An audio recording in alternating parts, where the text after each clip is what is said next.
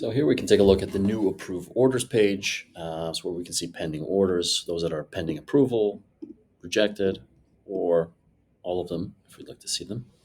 You can search for an order by order confirmation number right here, 35274, or by the contact which submitted the order. So here we're going to look for doesn't order.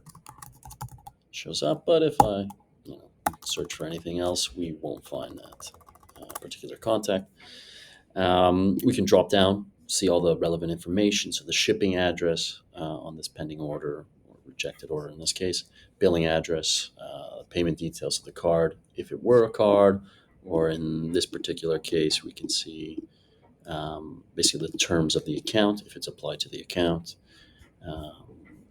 Subtotals, we can see the item details, the quantities, the units, and so on.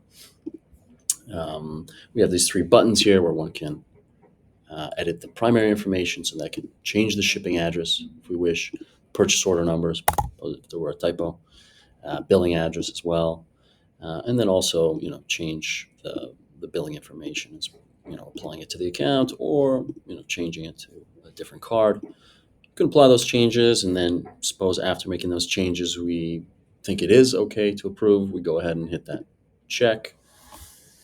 We approve it. You'll be prompted with this pop up here, and you'll also receive an email as the approver or reviewer. If we'd like to go ahead and reject one that is pending approval, we can send them a little rejection message. That'll move to rejected, and they'll receive an email that their order has been rejected as well.